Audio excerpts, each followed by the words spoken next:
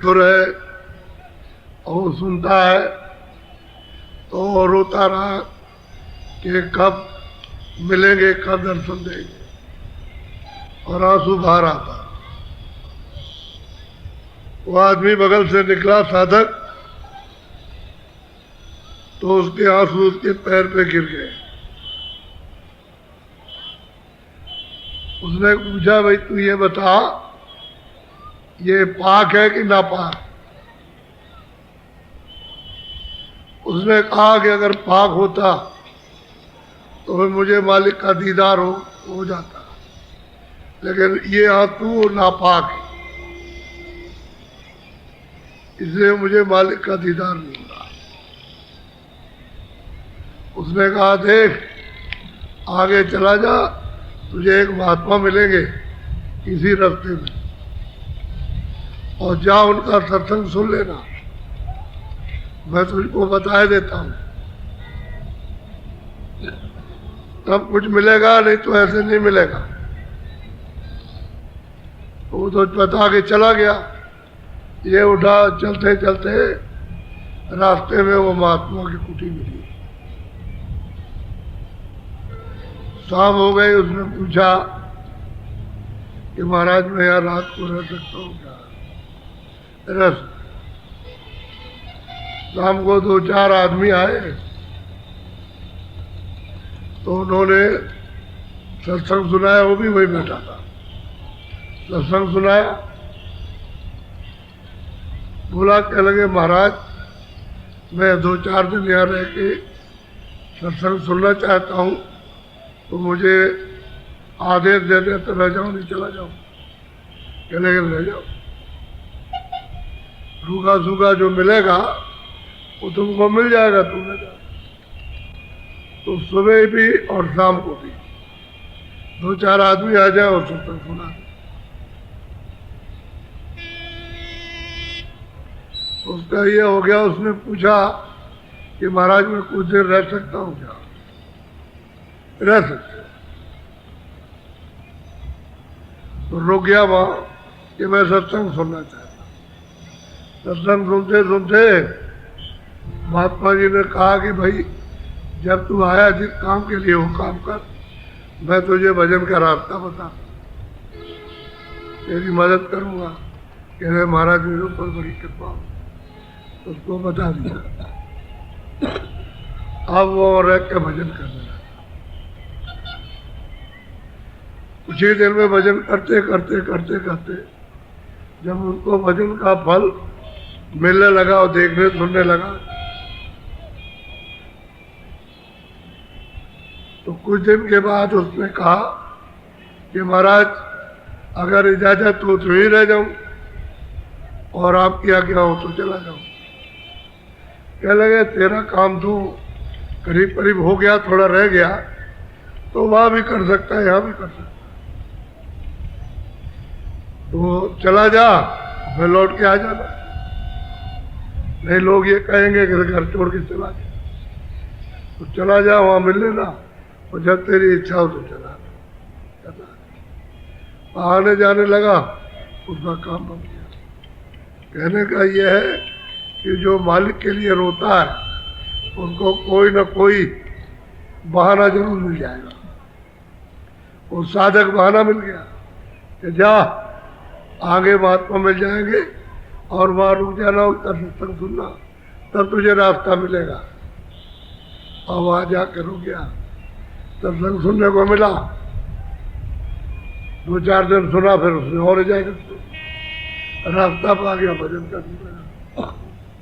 जो जिसके लिए रोता है ये निश्चय है कि वो निकटवर्ती होगा, करीब करीब पहुंचने के लिए तैयार है। कोई ना कोई मिल जाएगा, जानकार मिल जाए तो काम उसका बन जाएगा।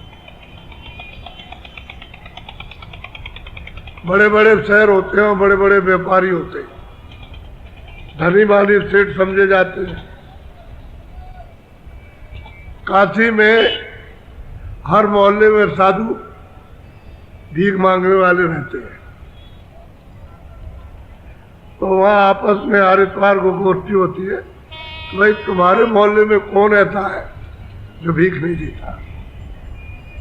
तो लोग बताते हैं कि ये है तो ये है तो ये है तो ये है तो ये। एक ने कहा कि भाई हमारे मोहल्ले में एक ऐसा सेठ है कि एक दाना नहीं देता। तो दूसरे ने कहा कि आप हमको कर दीजिए। कहले ठीक है तुम जाओ, दे तो ले आओ जाके, क्या बात है। तो उसने शिव जी का भेष बनाया, वैसे सादे कपड़े पहने हुए थे जो साधु के, लेकिन शिव जी जैसा भेष बनाया और घुंघरू बांध करके हाथ में और पैर में और खप्पड़ ले करके गया। दरवाजे पर खड़ा हो गया, माई, हे माई, हे माई तेरा भला हो, हे माई तेरा भला हो, तेरे नाती पूछी जिए। अरे ये कहने से कुछ बनेगा नहीं, ये तो मैंने बहुत देख लिया, तू हट्टा कट्टा मुसंडा है, तू चला जा, जा यहाँ जा, हमें बहुत आते हैं इस तरह के। तो अच्छा भाई तेरा भला हो, चला गया। दूसरे दिन फिर आया ठीक उसी टेम पर, ए भाई तेरा भला हो, तेरा कारोबार बढ़े, तेरे घर में और धन आए और संपत्ति खूब भरे, तू अच्छी रहे, तेरे घर वाले सब अच्छे रहे और तेरा पति अच्छी तरह से रहे। भाई तेरा, अरे इससे कहने से कुछ नहीं होता, ये कहने से कुछ नहीं हो सकता, मैं समझ गया तू ऐसे ही बहानेबाज है, तुमने चला जाए यहाँ से, हमारे दरवाजे मत खराब होगा। और वो माई जो सिटानी थी बहुत भद्दे शब्द बोले, उसको यहाँ कहना भी नहीं चाहिए, लेकिन वो साधु कुछ नहीं कहे, भाई तेरा भला हो, तू बहुत अच्छी तरह से रहो, दुनिया में तेरा नाम हो जाए, सब लोग तुझको जान जाए। और वो उसको डांटे, बुरे भले शब्द बोले, उसको लगा दे। 1 महीना लगा उसके साथ मेहनत करने में, 1 महीना, पूरा 1 महीना लग गया। तब वो झाड़ू लगा रही थी अपने आंगन में, कूड़ा कचरा इकट्ठा हो गया था, उसने एक सूप में डाला और सूप में डाल करके बाहर आ रही थी, तब तक ये पहुंच गया। भाई तेरा भला हो, तेरे घर में धन दौलत बढ़े, तेरा कारोबार बढ़े, नाती पोते हमेशा जिंदा रहे। तो जैसे ही दरवाजे पर आई, ये खड़ा था, अच्छा झोली कर, तो झोली उसने कर दिया, वो कूड़ा डाल दिया। तो साधु बोला, भाई तेरा भला हो, आज से तूने डालना तो सीखा, तेरा भला हो, तेरा कल्याण हो और तेरे घर में धन बढ़े, तूने आज पे डालना तो सीखा। बस वो चला गया था। फिर आया, चावल भी नहीं थी। भाई तेरा भला हो, तेरे धन में नदी की तरह से, समुद्र की तरह से धन बढ़े और तू कितना भी खर्चा करे अपने हाथ से और खर्च ना हो और बढ़ते ही चला जाए और तू अच्छी तरह से रहो। तो चावल भी नहीं थे, मुट्ठी ले आए।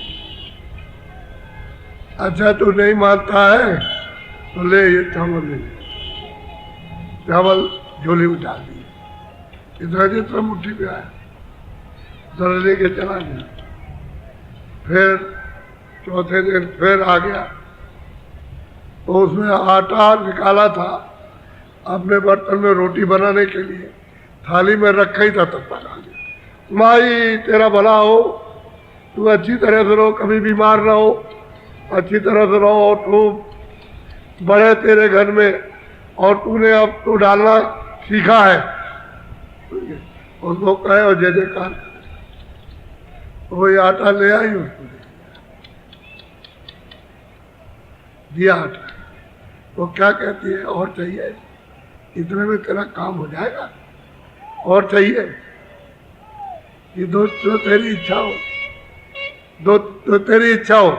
तो जो बर्तन में लिए थी सब आटा डाल सब छोड़। फिर 5वें दिन आया, कह लगे माई तेरा भला हो, तो रोटी बना रही थी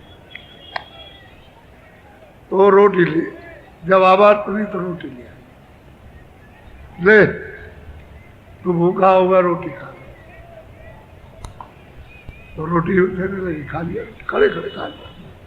भाई पेट भर गया, भूख चली। तू कितनी अच्छी है, तू कितनी भली है और कितनी दयावान है। वो फिर आया, फिर चिल्लाया। वो सब्जी जो है बना के उतार रही थी और रोटी बनाई थी, वो सब्जी रोटी ले आई और तो देने लगी। 8-10 दिन सब्जी रोटी देती रही, एक दिन उसने देर कर दी। तो रोटी बना करके उसने रखा इसके लिए, सब्जी रोटी अलग की आता होगा, वो मांगेगा, थोड़ी देर हो गई। वो जानबूझ करके देर में आया कि देखे आज क्या सोचती है। तो फिर आवाज ही आकर के तो क्या है कि मैं तेरे लिए बना करके रखी थी रोटी सब्जी और आज तूने देर क्यों कर दी। कह लगे मुझे काम रख किया था कि देर हो गई भाई, और तू कितने दयावान है। और देख तेरे नाम सब लेने लगे, तेरी प्रशंसा सब करने लगे कि सिठानी कितनी अच्छी हो, कितनी दयावान है, और भूखों को खिला दिया। पलट दिया, साधु ने बदल दिया। अपनी करनी से, अपनी सहनशीलता से, अपनी भाषा बाणी से उन सेठानों को जो कंजूस थी, भी कंजूस थी, एक दाना खर्च नहीं करती थी, उसको बदल दिया। अब साधु 2 4 आने लगे। अब आए 2 4 तो रोटी लेकर के आई कि इतनी रोटी नहीं है तो ये चने है तो चने खा लो। तो चना रोटी दोनों देने लगी।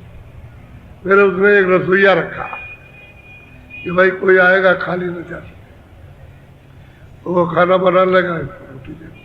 2 4 5 आए, ऐसे ही आए, एक दिन नहीं गए, आए तो रोटी तो सब रख दी और उसने खाया नहीं। कह लगे जब वो साधु आएगा तब खाए, जब उसको दे देंगे और खिला देंगे तब खाए। तो शाम तक भूखी रही। रात को 8 बजे आया, माई हे माई तेरा भला हो, तो कितनी दयावान। अरे तू कहाँ रह गया था, मैंने तेरी वजह से तो अभी तक कुछ खाया नहीं कि तू भूखा होगा, तो मैं तेरे लिए रखा रहा। अब देखो इतना प्यार हो गया, उस साधु से इतना स्नेह हो गया और दयावान हो गया। अब दया का स्रोत खुल गया। अब 10 आ जाओ तो 10 खाओ, 20 आ जाओ तो 20 खाओ, 25 आ जाओ तो 25 खाओ। अब ये होने लगा तो खूब धन खर्च। उधर उसका व्यापार चल रहा है जोरों से। वहां व्यापार काशी में नहीं करती, बाहर व्यापार होता था। अब व्यापार आ रहा, अब उसका प्रशंसा नाम, अब जहाँ जा रही वो नाम सुन रही कि तू बड़ी दानी हो गई, तू साधुओं की सेवा करती, तू ये करती वो करती, चारों तरफ शौहरत। तो कहने का ये है मतलब कि साधु होना चाहिए भाववान, नरम, शील स्वभाव का हो, तो कितना भी कठोर होगा बदल लेगा, धीरे धीरे करके बदल लेगा। ऐसे ही बदल जाते हैं, ऐसे ही लोग धर्मात्मा हो जाते हैं, दयावान हो जाते हैं। ऐसे ही चोर बदल जाते हैं, डकैत बदल जाते हैं, जो बुरा काम करते हैं ऐसे बदलते हैं। ऐसे ही हमेशा साधु यानी सदा मतलब ये रास्ता दिखाते रहे और उन्होंने अपने काम से, कर्म से, वाणी से बदल दिया और लोग भजन में लगे। वही साधु को देखते। तो असली चीज ये है कि सत्संग की जरूरत है। सत्संग अगर वो नहीं पाती, खाली साधु आके चला जाता तो जरा भी नहीं पिघलती, कठोर की कठोर और सूखी रहती। और उसको वचन मिल गए, उससे पिघल गए। हम कुछ भी कहते हैं, कुछ नहीं कहता, सिवाय हमको आशीर्वाद देने और हमारी तरक्की हो बढ़े। पिघल गया। सेठ आया तो उसने देखा कि सेठानी तुमको क्या हो गया, हम लोग तुमसे पहले ही कहते थे कि भाई बहुत कुछ आ रहा है, तुम कुछ दे करके कुछ लोगों का भला करो, तो तुम सुनती ही नहीं थी मेरी बात। तो सेठ तो वैसे ही नरम दिल था, वो तो चाहता नहीं बदल जाए तो बहुत अच्छा है, तो सेठ भी बदल गया। फिर बताया, आ गए साधु, उनको रास्ता बता दिया बदल कर। ऐसे पुण्य करने से जब हृदय बिल्कुल दयामान नरम हो जाता है तो कोई न कोई साधु भजन कराने वाला मिल जाएगा, वो रास्ता दिखा करके और बता करके मदद दे के। ऐसे ही होता है। आप लोग बहुत ध्यान दे करके इन सब चीजों को सुनना चाहिए, और सब चीजें ये अनुभव की अनुभव होती है। हमने अपने जीवन काल में इस तरह का बहुत अनुभव किया। लोग जो बुरे से बुरे बदल गए, और बदल करके उन्होंने अपना सब बुरा काम छोड़ दिया। और जब पूछा कि भाई यहाँ इसात नाम का आदमी, अरे मैंने कहा बड़ी चोरी करता हूँ, सुना बहुत डकैती डालता लोगों को मारता नहीं करता। अब कुछ नहीं है, पहले करता होगा, अब तो बहुत दयावान है। ऐसे लोग बदल जाते, बदलते, ऐसे ही सुधार हो जाता। लेकिन सत्संग मिलना चाहिए, सत्संग में नहीं मिलेगा तो सुधार नहीं होगा। अपना पलटा खाना और जरा भी अंकुश रहेगा उसमें, कुछ भी पुण्य का संस्कार रहेगा तो वो सत्संग मिल जाएगा। तो जो कमी होगी पूरी हो गई, पलट जाएगा। इसलिए आप दूर दूर से सब जगह से चले आ रहे, अभी रात तक आए ना, तो चले आ रहे हो। पूर्णिमा तो कल है, तो चले आ रहे हो, बड़े चले आ रहे। ऐसे ही सुन सुना कर चलो भाई हम भी चलेंगे, हम भी चलेंगे, हम भी चलेंगे, तो आ रहे हो वहां से चले आ रहे। और जब सुनोगे तो आपका हृदय पिघल जाएगा। वो स्वामी जी महाराज काशी में गए, कुछ लोगों को उन्होंने रास्ता बताया, जिनको लोग जानते थे उनको रास्ता बताया, तो वो कर्म करना छोड़ दिया और भजन करने लगे। तो पहले तो उनके विरोधी हुए कि तुम नास्तिक हो गए, किसके पास जाते हो। कहले भाई साधु आया है, आओ उसका रास्ता सच्चा है, कोई बुरा रास्ता तो बताता। कहले पूजा पाठ, गंगा जमना, नहाना धोना, पत्री ये वो, ये कहले ये तो भजन कराता है।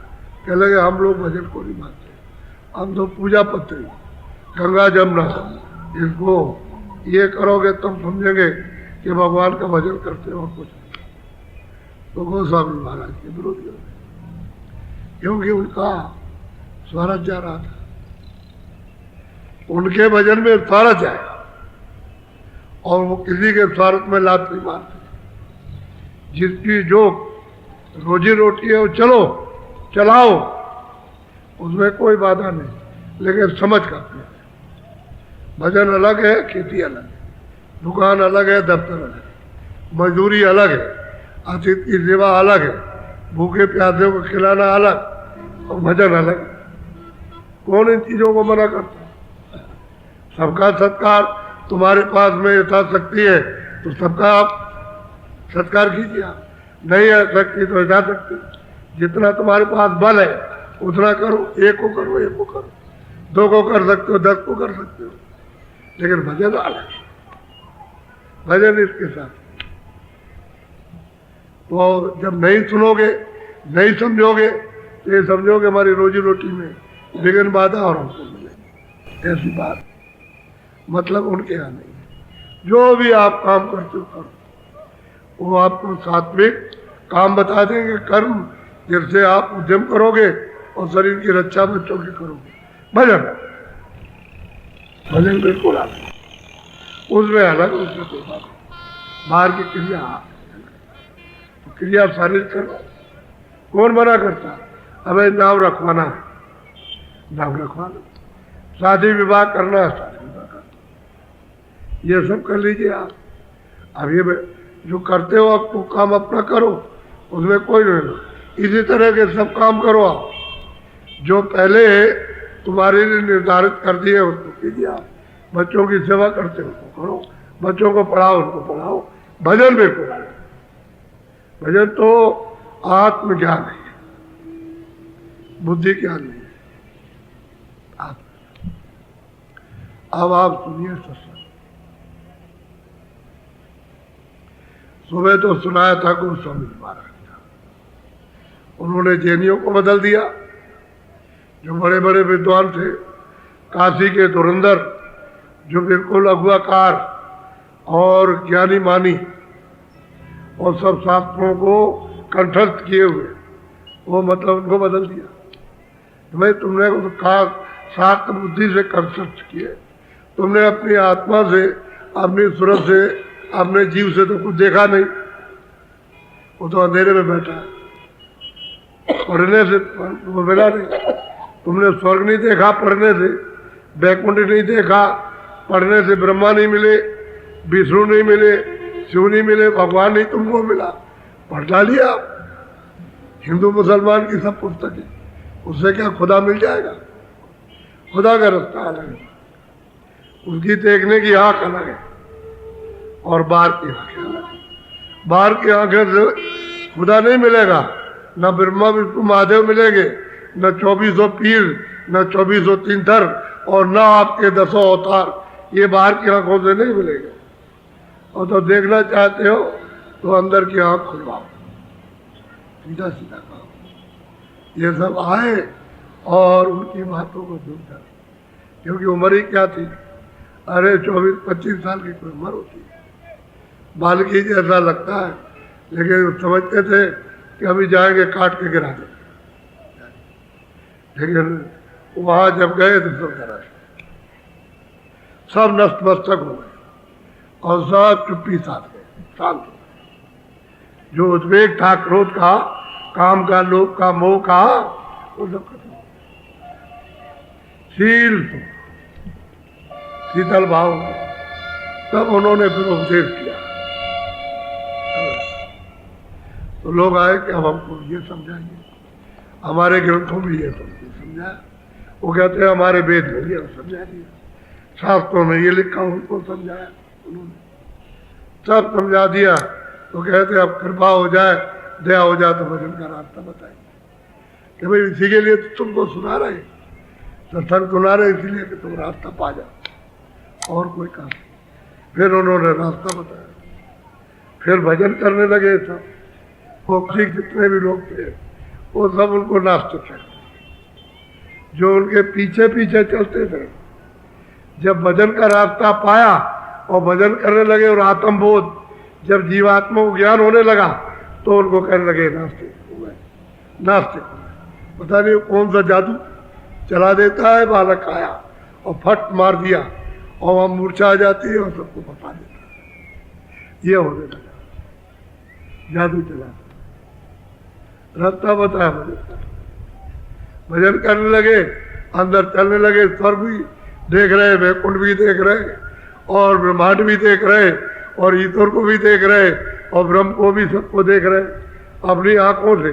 तो बताइए, जो देख रहा सामने, दीदार कर रहा हो, कैसे इन झूठी बातों को कैसे माने? तुम कथा कहानी कर रहे हो, वो ऐसा था, तुम क्या हो? तुम पाने के लिए मनुष्य शरीर में आए, कथा कहानी सुनने के लिए नहीं, प्राप्त करने के लिए तुमको मनुष्य शरीर उस मालिक ने, काल भगवान ने दिया, क्योंकि तो उसका शरीर है। अब आप सुनिए, जब महात्माओं का उपदेश हुआ तो अब सूरत पूछती है। अब जो मनुष्य शरीर में है, जो दोनों आंखों के पीछे जीवात्मा रूह बैठी हुई है, तो मनुष्य, वो भी मनुष्य, वो भी मनुष्य, तो इतना ऊंचा और इतना सीधा और सरल जो आप उपदेश करते हो घर जाने का अपने देश में और मालिक के होने का और दर्शन करने का, तो आप कौन? आप है कौन? पूछ रही। तो बड़े ध्यान से आप ये सुनने का विषय है। और सबके जमाने में, चरणदास के जमाने में कोई हो गया,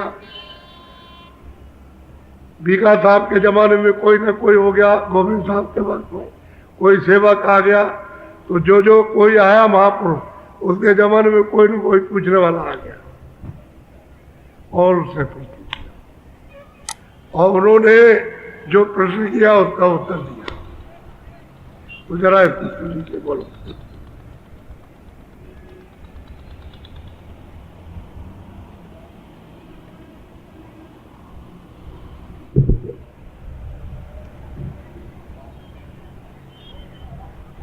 अब सूरत पूछे स्वामी से, वेद कहो अपना तुम हमसे। कहते हैं कि आप अपना भेद बताइए। ये जो उपदेश आप करते हैं स्वामी कि चलो चलो चलो अपने घर चलो, ये काल का देश है, 84 और नरकों में जाना पड़ेगा और बच नहीं सकते हो, तो कहते हैं कि आप अपना बताइए। आप इतना बड़ा उपदेश कर रहे हैं, तो आप देखो आप कहाँ रहते हैं और कहाँ से आए, वो कहाँ ले जाना चाहते हैं, तो आप हे स्वामी आप दया करके कृपा करके हमको बताइए कि आप है कौन। बोलो। वास तुम्हारा कौन लोक में, यहाँ आए तुम कौन मौज में। कहते हैं कि भाई आपका निवास स्थान जहाँ आप रहते हो किस देश में रहते हो, और यहाँ पराये देश में आए तो यहाँ क्यों आए, यहाँ आप क्यों दूसरे देश में? आपका देश कितनी दूर है, कहाँ है? हमने तो कभी देखा नहीं और हमने कभी सुना नहीं। तो आप किस देश में रहते हैं? तो वो बताइए कि आप यहाँ आए हैं तो कौन सी मौज लेकर के आए, कौन सी इच्छा लेकर के आए, क्या आप तो अपना भेद तो बता दीजिए कि कहाँ के रहने वाले हो और किस काम के लिए आए। बोलो।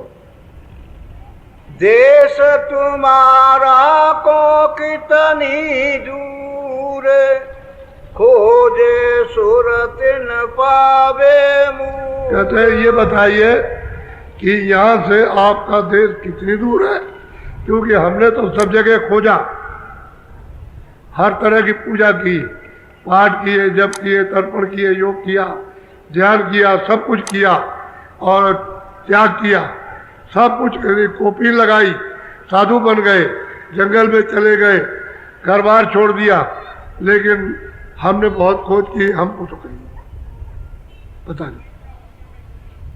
तो आप किस मौज में आए और कहाँ से आए, और यहाँ से इस मृतलोक से आपका देश कितनी दूर है? हमने तो सब जगह खोजा, हम स्वर्ग भी गए वहां नहीं मिले, बैकुंठ में गए वहां भी नहीं मिले, वैष्णव में गए वहां भी नहीं मिले, और 14 लोग वहां देखा तो वहां भी आप नहीं, 14 तबक में घूमा तो वहां भी आप नहीं मिली, यहाँ सब जगह मृतलोक में घुमा, कहीं पता नहीं। तो यहाँ से कितना दूर है, हमने तो यहाँ सब जगह खोजा, हमको तो दिखाई नहीं। बोलो। मैं बिछड़ी तुमसे कहूँ कैसे, देश पर आए आई जैसे। और वो सूरत पूछती है कि स्वामी आप के पास थी, जिस देश से आप आए थे तब थी, तो हम क्यों बिछड़ी, हमको यहाँ क्यों भेजा, पराये देश में आकर यहाँ क्यों डाल दिया? जब आप में हम थे तो हमको यहाँ भेजने की क्या जरूरत? हम तो बहुत दुख में रोते चिल्लाते हैं, हम देखते हैं कि अभी हमारा बच्चा चाह रहा, कोई नहीं सुनता, बच्ची जा रही, पति जा रहा, पत्नी जा रही, माँ बाप जा रहे, कोई सुनने वाला नहीं। ये हमको पकड़ के बंद किए दे रहे, तो कुछ नहीं है। तो हम आपने हमको क्यों भूल गए, क्यों छोड़ा, हम पराए देश में क्यों डाल दिया, ये हमको बताइए। और यहाँ से आपका देश कितनी दूर है, बोलो। मेरा हाल बेन कर गाओ, देश अपना मोह। अब वही सूरत मनुष्य शरीर में खड़े होकर के पूछती है कि मेरा सब हाल भिन्न भिन्न अलग अलग करके बताइए, और मैं आपके देश को कैसे भूल गई, कैसे चूक गया, ये सब अलग अलग मुझे समझाइए, तब तो हमारा ये शंका और भ्रम चला जाएगा। जब से मैं आई इस तन के साथ में मुझे बंद किया गया, इसमें बैठाला गया, तब से मुझे आज तक दुखी दुख है, दुखी दुख। जो भी हमने कर्म किया 84 का दुखी दुख, नरकों के मार खाते रहे, यातना मिलती रही, वहाँ एक क्षण भी चैन नहीं, यहाँ ये मारे जाते। तो मैंने इस तन में ला करके मुझको इंद्रियों के साथ और मन बुद्धि चित्त के साथ जो यहाँ डाल दिया है, और मैंने अभी तक जो उठाया है, क्यों उठाया, मुझे क्यों डाला, इस तन के साथ क्यों बांध दिया था, मन के साथ क्यों लगा दिया। अब वो सब पूछ रही है, और बहुत ऊंचा प्रश्न है, ये कोई वेद शास्त्र पढ़ने वाला इसको नहीं पूछ सकता। ये तो सच्चा जो रास्ता पा जाएगा और सच्चा ज्ञान हो जाएगा वही पूछ सकता है, और कोई नहीं। बोलो। क्यों भूली मैं देश तुम्हारा, आई पड़ी परदेश। और आपका देश जहाँ आप रहते थे, उस देश को क्यों हम भूल गई, और पराये देश में हमको भेजा, तो यहाँ आकर के हमको क्यों फंसा दिया, क्या मौज हुई मेरे जो यहाँ फंसा दिया, और आपके देश को भूल गई। और आप कोई कहता है तो कोई सुनता नहीं, ऐसा क्यों, ये सब हमको समझाइए अलग अलग करके, तो हमारी समझ में आएगा, ये तो किसी की समझ में नहीं आएगा। बोलो। पाताल बसो के मृत्युलोक में, स्वर्ग बसो के ब्रह्म। अब वो पूछती है क्या आप अमेरिका में रहते हो या चीन में, या बाहर के भारत छोड़ करके किसी और मुल्क में, या आप मृतलोक में या स्वर्ग बैकुंठ में, आप कहाँ बसते, कहाँ रहते। हमने तो इनमें सब लोगों में देखा नहीं, आप कहीं नहीं मिले, बैठो भटक भटक करके आ गई, कहीं मिले। तो क्या आप इन लोगों में रहते हैं, इनमें है, आपका निवास इन लोगों में है कि और कहीं है। बोलो। विष्णु लोक वैकुंठ धाम में, इंद्रपुरी या शिव। अब पूछते हैं कि भाई वैकुंठ लोक में रहते हो आप, कि इंद्रपुरी में रहते हो, क्या आप मतलब ये है कि वैकुंठ धाम में निवास करते हो, कहाँ आपका निवास स्थान, घर कहाँ, ये बताइए। अब वो सब पूछ रही है। बोलो। कृष्ण लोक या राम लोक में, प्रकृति लोक या पुरुष लोक। अब कहते हैं कि क्या रामलोक में है, या कृष्ण गोलोक में रहते हैं, या ईश्वर के लोक में, यानी खुदा के यहाँ रहते हैं आप, किस जगह आप रहते हैं। अब पूछ रही है, अब कहते हैं अगर बता दें इन लोगों में रहते हैं, तो फौरन कहेगी कि हमने इनमें ढूंढा, आप हमको कहीं नहीं मिले, आप तो निवास आपको। अब यहाँ आए आप बताने और जगाने के लिए। बोलो। या तुम व्यापक सभी लोक में, चार खान चर अचर। अब वो पूछ रही है सूरत मनुष्य शरीर में खड़े होकर के कि क्या आप व्यापक हैं, चारों खानों में आप रहते हैं, या मृतलोक में सब जगह रहते हैं, या सब देशों में रहते हैं, या सब शरीरों में रहते हैं, या सब स्वर्ग वैकुंठ इंद्रपुरी गंधर्वपुरी उनमें रहते हैं आप सब जगह, वो हमको बताइए। ये प्रश्न कर रही है, बोलो। क्यों मोई डाला काल लोक में अति भर माया हर्ष शोक में। अब वो कहते हैं भाई मुझको क्यों आपने काल के लोक में परदेश में आपने डाल दिया और हम भरम गए, रास्ता हमारा छूट गया और सिवाय दुख के आज तक मुझको कभी सुख नहीं मिला। और कितने युग बीत गए, जितना भी कागज मिल जाए और जितनी समुद्र की स्याही मिल जाए और फिर उसके बाद में मतलब ये है कि इसको आप लिखिए, इतने मतलब युग बीत गए जब से मालिक के यहाँ से आए काल के दिन। तो कहते मुझे यहाँ क्यों डाल दिया और मैं बरफ गई और आपका और आपके देश का भूल गई, कहाँ है कहाँ कैसे, तो हमको क्यों काल के देश को डाल दिया? क्या हमने मतलब ये कसूर किया था, क्या हमने अपराध किया जो हमको यहाँ भेज दिया, यहाँ डाल दिया? अब हमारी यहाँ कोई सुनवाई नहीं, किसी तरह की भी सुनवाई नहीं कि हमारी कोई इच्छा पूरी हो जाए। जो भी इच्छा है वो नाम मात्र की इच्छा है, उससे हमारी इच्छा पूरी नहीं होती। बोलो। अब क्यों आए मोहि चितावन रूप धरा तुम अति मन भाव। कहते अब आए हो यहाँ चिताने जगाने के लिए, इतने युग बीत गए रोते रोते चिल्लाते चिल्लाते और आज तक मेरी मतलब ये आवाज को नहीं सुना, मैं आंसू गिराते गई और आप चिताने आए हो, लेकिन रूप कैसे धारण किया सुंदर, मन को भाने वाला। अब इतने दिन के बाद आए जगाने के लिए। अब ये कह रहे रूप बड़ा सुंदर है और मन भावन रूप है, मोहित करने वाला, और आपके रूप पर मैं मोहित हो गई, इसलिए वो कह रही है इतने दिन के बाद हमारी खोज खबर की, अभी तक कुछ नहीं। बोलो। मैं दासी तुम चरण निहारे वेद देव तुम अपने सारे। अब वो सूरत कहती है कि मैं आपकी दासी, आपके चरणों को नहीं छोड़ सकती, मुझे अपना सब भेष मुझको दीजिए आप, और वो रास्ता बता दीजिए, भेष सब दीजिए, रास्ता बताने का भेष सब दीजिए कि आप कैसे आए और किधर से आए और कैसे जाएंगे और किधर से जाएंगे और कितनी दूर है यहाँ से। हम आपकी दासी, चलो वो नहीं छोड़ सकते। बोलो।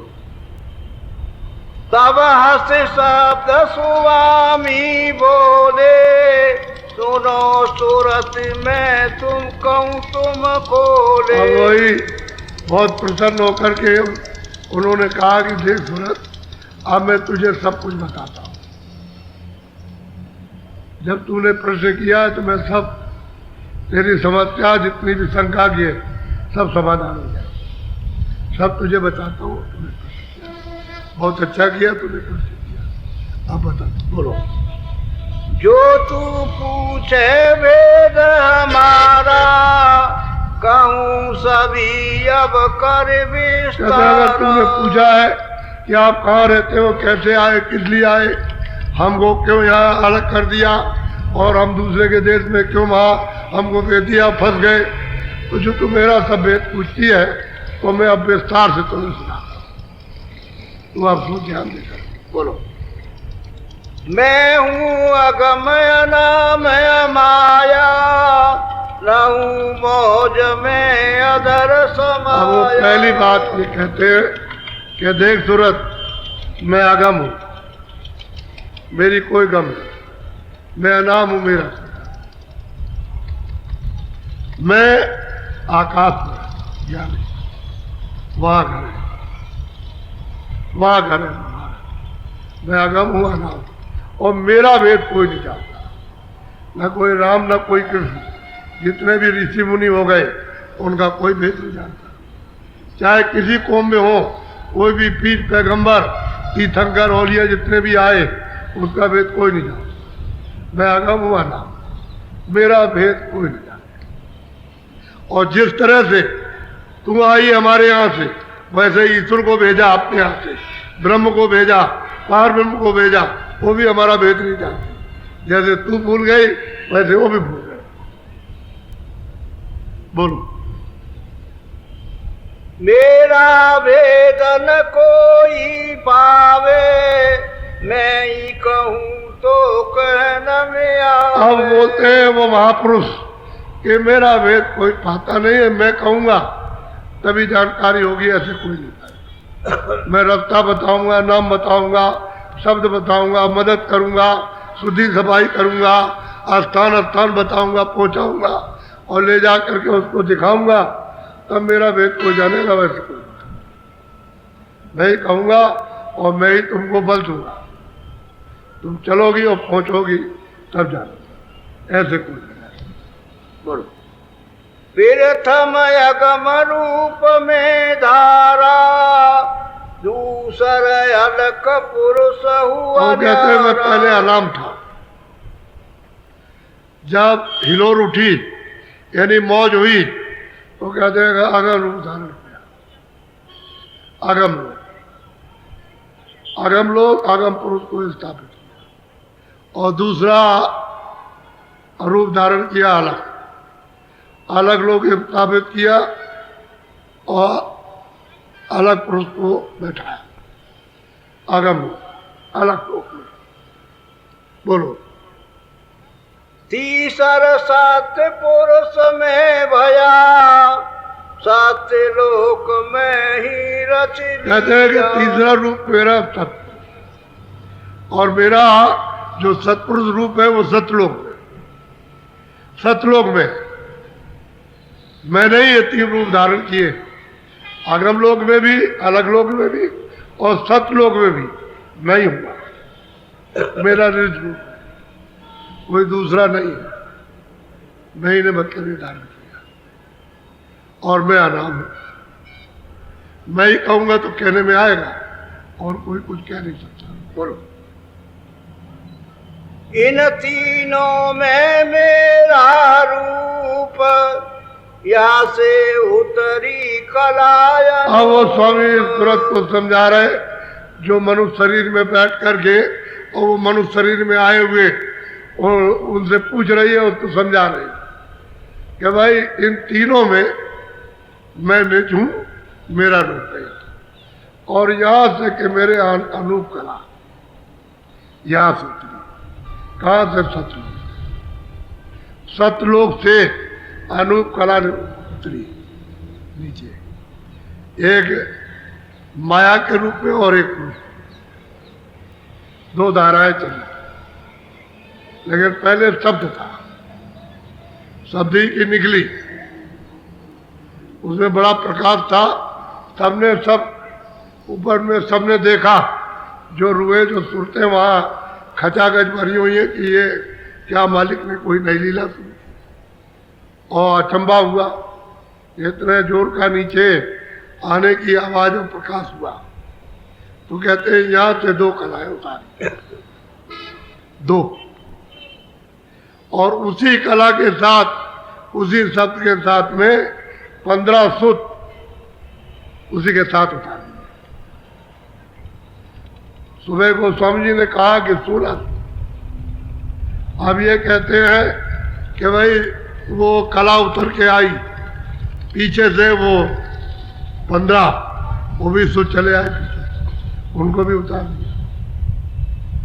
उतार यहाँ सतलोक में सतपुरुष से रचना होगी, जितने भी नीचे की रचना होगी उन्हीं से होगी। अब वो ना अलग से होगी, ना आगम से होगी, ना अनामी से होगी, और सतलोक से।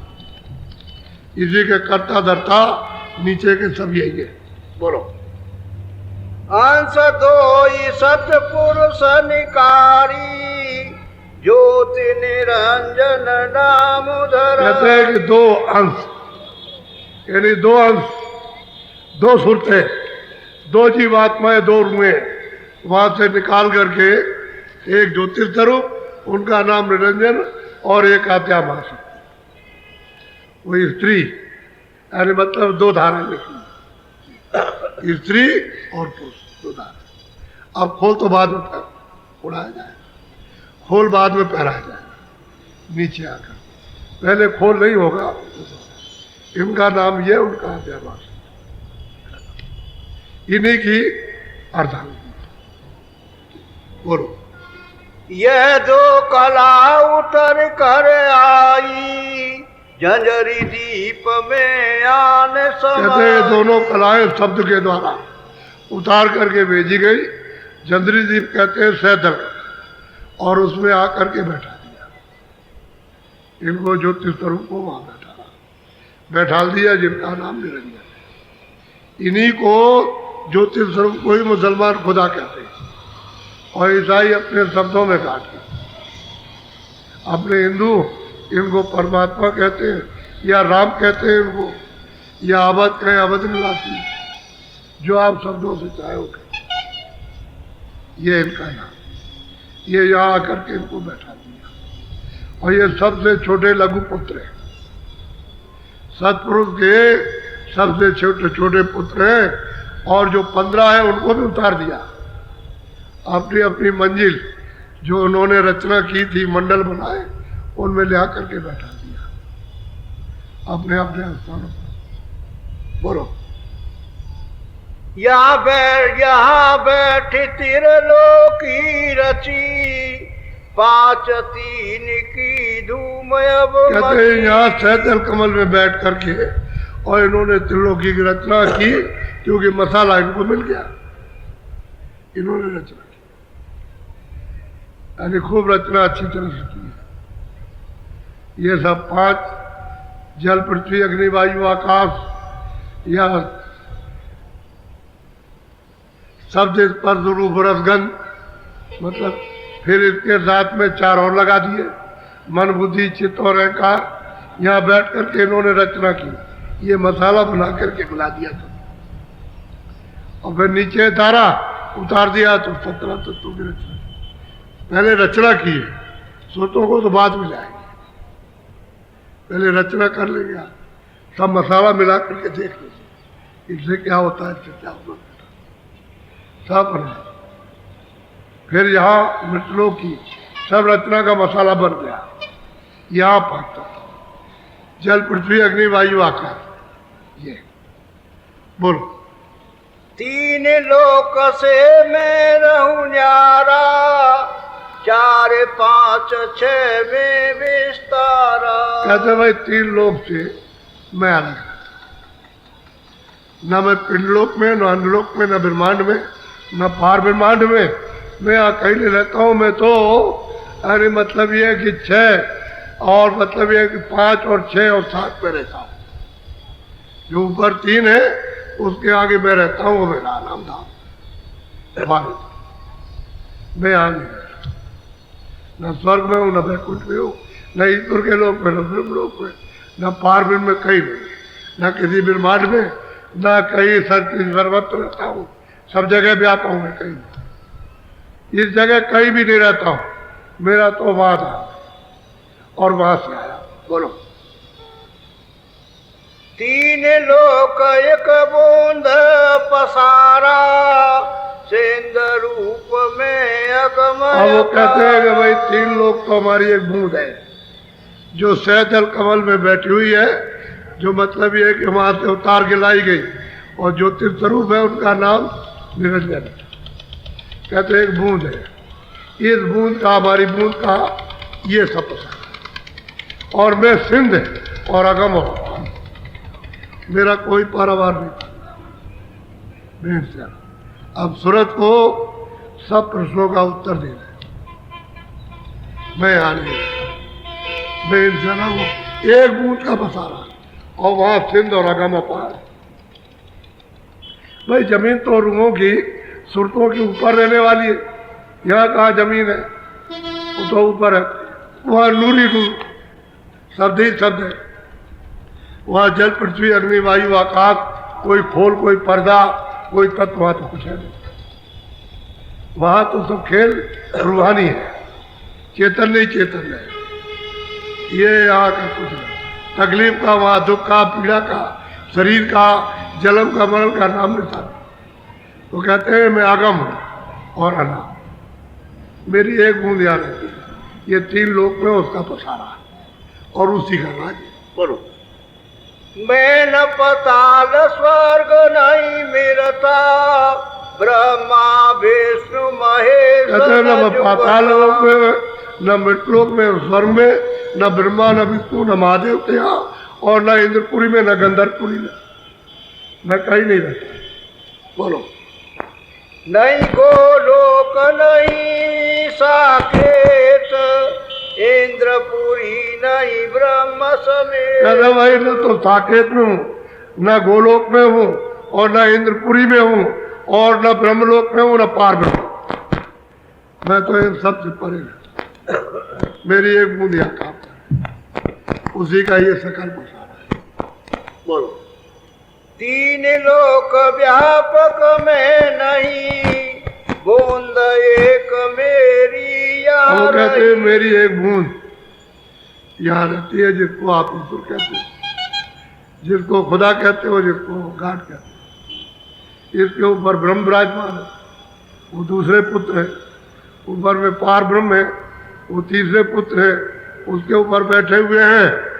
मतलब यह कि चौथे पुत्र है और महाकाल पुरुष, और 12 अलग है। इन 4 का तो भेद खोला और 12 भेद खोला, 16 है। कहते हमारी एक बूंद रहती है और मैं इन सबसे आया। अब ये सब भेद जो कुछ भी है इसी कलयुग में खुला गया। 700 वर्ष के अंदर जो गोस्वामी तुलसीदास जी ने 450 वर्ष संवत 1589 में जल दिया, उसके बाद इनको प्राप्त किया, सबको, इन सबको प्राप्त करके, और वो पहुंचे सबसे परे अनाम धाम में। उन्होंने यही वर्णन किया कि ये सब मेरा ही हिस्सा है। अब ये भी कहते हैं अभी कितना 150 वर्ष अभी हुआ, तो ये कह रहे हैं कि भाई मेरा ही हिस्सा, मैं इन सबसे, मेरी एक बूंद रहती है, मेरे सागर की एक बूंद है।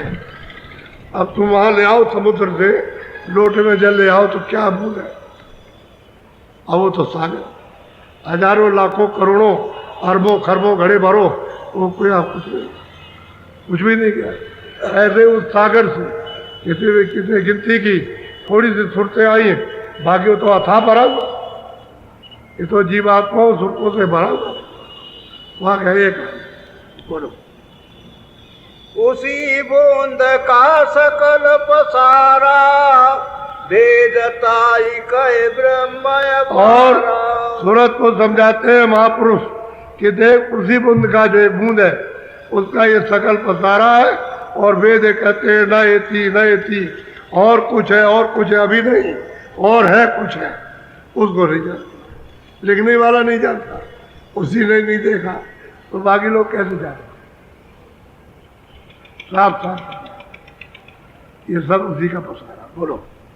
इसके आगे भेद न पाया, सतगुरु बिन उन धोखा कहते हैं सबको समझा रहे कि देख सूरत, यानी उसका भेद आगे किसी को नहीं मिला।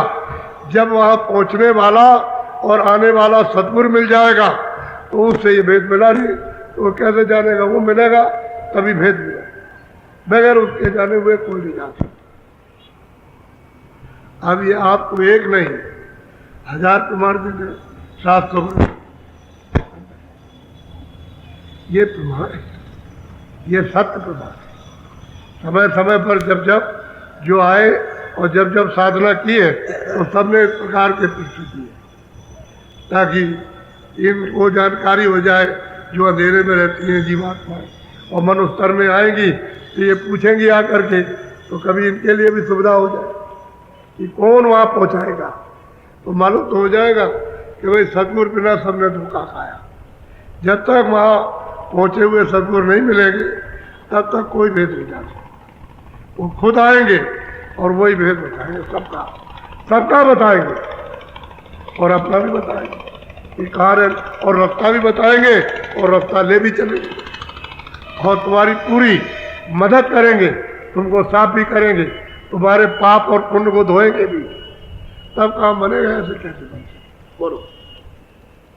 इतने मत हैं जग के माई, इसी बूंद को सेंध चाहे हिंदू हो, चाहे मुसलमान हो, चाहे सिख हो और कोई हो, इसी कहते बूंद को सब लोग सिंध कहते हैं। अब जो ग्रंथ साहब में लिखा हो तो कोई जानता है, वो तो किसी को मालूम क्या लिखा। यानी उन्होंने नानक जी से भी प्रश्न ऐसे ही किया और सब उन्होंने बताया, यही बताया उन्होंने कि मैं अगम हूँ अपार, मेरा भेद कोई नहीं है। वो उनकी भाषा में लिखा, आप पढ़ते हो उसी को और जानते नहीं हो। तो कहते हैं कि भाई जितने भी मत है इसी बुंद को कहते हैं अगम और अपार कहते हैं, और भेद इसका भी मालूम, उसका कोई क्या जानेगा। जब आपको कहा कि योगी यति जपी तपी सन्यासी और मतलब ये कि ये जितने भी है सब इसी का अवतार थे। ये जो सैदल कमल में बैठे हुए निरंजन भगवान इन्हीं के सब अवतार थे। तो ये वहाँ कहाँ जा सकते हैं, इनको पता ही नहीं कि आगे क्या है। बोलो। सेंध असल है इनसे न्यारा, वेद कते वनताई कहते हैं भाई सिंध जो है वो तो अलग है, और वेद और कतेब चाहे हिंदू के हो चाहे मुसलमान के हो वो तो कोई जानते नहीं। आई है कि 700 बंदर के अंदर फकीर आए, वो तो उन्होंने पाया। मुसलमानों में फकीर आए पहुंचे हुए, उनको फकीर ही कहते हैं, लेकिन मुसलमान उनको नास्तिक, उनको कहते हैं काफिर। अपने यहाँ हिंदुओं को कहते हैं जो मालिक को प्राप्त करता है, उस सिंध को कहते हैं नास्तिक। न हिंदू उनके पास जाते हैं न मुसलमान के पास, काफिर करा करके छोड़ देते हैं, उनसे अलग हो जाते और उनके खिलाफ होते हैं ताकि कोई रास्ता बता रहे। और इसलिए डरते हैं कि अगर वो बता देंगे तो हमारी रोजी रोटी चले। अरे रोजी रोटी कैसे जाएगी? जिनका तो धंधा है वो बता दिया जाएगा, वो अपना काम करते रहो। अपना भजन है ना, भजन से और रोजी रोटी से क्या मतलब? भजन तो अलग है, तो आपने उसको शामिल कर लिया रोजी रोटी में। अरे भाई दफ्तर करो वो भी तो रोजी रोटी है, खेती करो वो भी रोजी रोटी है, तो कोई और काम करो रोजी रोटी, पंडित विवाह शादी कराते हैं वो भी रोजी रोटी है, तो रोजी है वो तो करो। लेकिन भजन तो बिल्कुल सबके लिए आना। सर कहाँ हो गया, भूल गए, घर में फंसे, तब आप रोज करते हो। बोलो। वेद का ब्रह्मादिक सब वेद भुलाए, ऋषि मुनि कर्म भरम अब ब्रह्मा ने तो वेद बनाए, इसमें सब ऋषि मुनि जितने भी पूजा पाठ इत्यादि करते थे सब भूल गए, सब भूल गए। अब उनको पता ही नहीं है ये 3 लोग के मालिक कहाँ बैठे हुए और कैसे उनको हम मिलेंगे और कौन सा रास्ता उनके पास जाने का, कुछ नहीं पता। अब गोस्वामी जी महाराज कहते हैं कि मूंदे उन्हें बाहर की आंखों को बंद करके और ये आंख खुल गई तो मैं तृषित भाई हूं। यानी आंख खुली तो मैंने जब देखा, अरे ये तो सब प्रकाश ही प्रकाश, यहाँ तो अंधेरे का नाम नहीं है। तो आगे देखते हैं, अरे वो क्या, तो मोह विलोक राम मुस्कान, सहजल कमल में राम बैठे, देख करके बहुत खुश हुए। जब खुश हो गए तो रास्ता दे दिया, रास्ता दिया। वो जब दरवाजा खुला तो चले गए उधर गए तो उधर मैदान में खड़े होकर देखते हैं कि अंड की ये रचना और ये पिंड की रचना यानी मृतलोक की कैसी है ये। फिर ऊपर दृष्टि करते हैं तो देखते हैं बड़े बड़े ब्रह्मांड, बड़े बड़े लोग। अरे तुम जिसको रामायण पढ़ते हो उसी में तब लिखा, लेकिन वो पूरे संत थे, वो पूरे सदगुरु थे, उनके पास जो गए उनको रास्ता देकर दिखा करके पहुंचा दिया और आप वैसे ही रह गए। आपको पता ही नहीं क्यों क्या देने के लिए आए थे। अब वो कहते हैं कि भाई इसी में सब फंस गए, इसी कर्म धर्म में फंस गए, पूजा पत्री पढ़ने लिखने मिला एक आँख में सीधा, आँख के अंधे और रास्ता बंद। तुम्हें क्या कौन बताए? रास्ता जिसका खुला हो, देखा हो तो बताए, अंदाज में क्या बता सकते? बोलो। पीर पैगंबर कुतुब औलिया, बुंद भेद पूरा नहीं मिला। हाँ, वो कहते हैं, स्वामी महापुरुष कहते हैं कि बुंद भेद, जो कुतुब औलिया पीर पैगंबर आए, इनको पूरा दर्शन नहीं हुआ, पूरा दर्शन नहीं हुआ। यानी मतलब है बिंब का दर्शन हो गया, तो उन्होंने कहा ऐसी बैठी। यानी तो वो तो जो आलीशान मंदिर है वो तो सबके लिए एक, वहां तो दो नहीं है, लेकिन किसी ने बिंब देखा, कहेगा वो इस तरह की है, ये पतला है, ये चौड़ा है, ये ऐसा खड़ा दीवार खड़ी है, तो कहते हैं बुंद कहा पूरा दर्शन नहीं हुआ, वो तो बोलिया पीर पैगंबरों को बस छाया। जैसे सूरज है ऐसे करो और सीधा इधर कर दो तो रोशनी बढ़ जाएगी, तो हम कहेंगे सूरज तो एक खिला हुआ, लेकिन वो बिंब है। इसी तरह से ये सूरज पर्दे में पड़ा, उसका हाथ उस पर पड़ा, उसका हाथ ये कई पर्दों में पढ़ करके आपको ये बिंब है, ये असली सूरज नहीं है। तो कहते हैं क्या करें, सब इसी को भूलते। वो तो औलिया पीर पैगंबर और जितने भी अपनी योगी जति और तपी और सन्यासी दानी सबके दर्शन, किसी को बुद्ध का भी दर्शन। बोलो। सुनो सुरति तुम अपना भेद, तुम हम में थी सदा। अब सूरत को कहते हैं, सूरत जो मनुष्य शरीर में बैठी उसको कहते हैं देख, तू मुझ में सब जो आई अभेद थी, मुझ में थी, कोई मुझ में तुझ में कोई भेद नहीं, मैं ही थी, यानी तू ही थी मैं और मैं तू थी, कोई भेद नहीं की, मुझ में तुझ में कोई भेद नहीं था, हम में रहती थी सीधा सीधा। वो कह रहे हैं कि पहले कोई भेद नहीं। बोलो। से उसने सौंप दिया तुम्हें से, कहते भाई मैंने तुमको ऐसे नहीं दिया, हमको सेवा के बस कर दिया। कोई नौकर चाकर किसी राजा के यहाँ नौकरी करता हो, बहुत सेवा करे तो उससे राजा खुश हो जाता, कहता अच्छा तुमको हमने 50 करोड़ कर दिया, और इतना खुश हो जाए तो कहेगा हमने तुमको राज दे दिया। अब इधर पहले मतलब है कि क्षत्रियों के हाथ में था, इधर महाराज, तो जब वो क्षत्रिय प्रसन्न हो गए ब्राह्मणों से, उन्होंने कहा कि आप ले लो पूरा राज ले लो, तो मैं ब्राह्मणों को दे दिया, ब्राह्मणों ने खूब सेवा। ऐसे ही इन्होंने सेवा की है तो सेवा के बस में, और तुमको हमसे मांगा, हे सूरत तुमको हमसे मांगा तो मैंने उस सेवा के बस होकर के मैंने तुमको इनको दे दिया, इनको दे दिया काल, निरंजन भगवान को दिया सबको है, इनको दे दिया सेवा के। बोलो। काल लाई तन मन में घेरा, दुख सुख पाया तुम। अब वो कहते हैं कि भाई वो तुमको हमसे मांग लाया, और मांग करके ले आया, ला करके फिर उसने ये शरीर बना करके इसमें बंद किया, और तन और मन इनमें सब इंद्रियों के घेरे में घेर लिया, और काम क्रोध लोभ मोह अहंकार आशा तृष्णा और वासना इसमें तमाम लगा दी, और तुझे बहुत दुख था, तू रो रही चिल्ला रही है, हमको संभाल।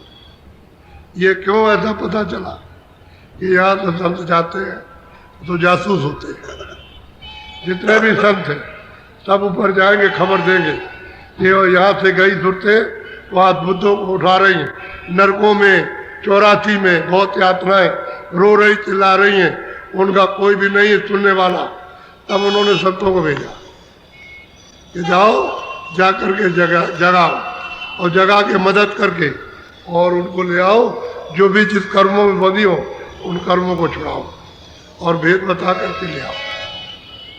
तब संत आए मालिक के हुक्म से, और वो भी अभी कलयुग में 700 वर्ष पहले आने वाले कबीरदास, वो संदेशा लेकर के आए और इसके बाद में तो बराबर आ रहे हैं और संदेशा दे रहे और लोगों को पहुंचा रहे, दूर से जा रहे हैं, संदेशा दिया, सब भेद बताया पूरा।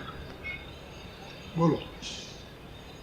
दुख में देखा तुमको जब ही दया उठी हम आए कहते हैं जब हमने तुमको देखा कि तुम बहुत दुखी हो, बहुत पीड़ित हो और वहां तुम्हारी कोई सुनवाई नहीं है, रातों दिन मारी जाती हो, काटी जाती हो, तो दया उमड़ी तो फिर हम आए, तुमको यहाँ से ले चले, अब तो हमारे साथ चलो। कालाल कुछ नहीं करेगा, ना कोई कर्म पाप न पुण्य कुछ नहीं करेगा, तो हमारे साथ हम तुमसे प्रेम करने, तुम हमसे प्रेम करो, इतना ही काम करो।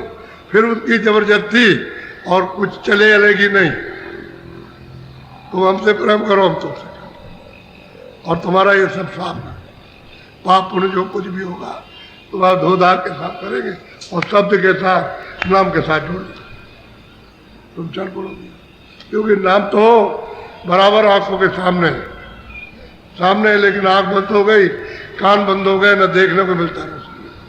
तो जो आए हम जगाने के लिए, दया उमड़ी है तुम्ही को हम लेने के लिए आए, तुम चलो, कोई रास्ते तो कुछ नहीं कर। बोलो। आई किया हम शब्द उपदेशा, शब्द माही तुम करो। कहते हैं कि भाई हमने आकर के शब्द नाम का कलयुग में उपदेश किया, आकर तुम क्या करो, घाट पे बैठ के, ये दोनों आंखों का घाट है, क्योंकि सिरत यहाँ बैठी हुई है, इधर मेरी तरफ देखो, ये है शरीर की आंख है, उसका आकाश ये कान है उसका ये, और ये नाक है ये, सूरत इसके ऊपर बैठी हुई है, इस दो आंखों के आकाश के ऊपर। मैंने शब्द का नाम का उपदेश किया रास्ता, तुम कुछ और कुछ मत करो, मेरे कहने से जो तुम्हारे दरवाजे पर ऊपर से आवाज आ रही उसको तुम पकड़ लो, उसको सुनो और तुम्हारी पकड़ में आ जाएगा तो प्रवेश हो जाना, वरना नहीं चलेगा। इसलिए रामायण में कहा कलयुग जोग न जग न जाना, एक आधार नाम, नाम को पकड़ लो तो पार जाओगे, और नाम नहीं मिलेगा तो कभी पार उतर नहीं सकते, तो फिर 84 में चले जाओ, फिर नरक में चले जाओ, वो तो वहां से सब दिखाई देता है, 84 किसको कहते हैं, नरक किसको कहते हैं।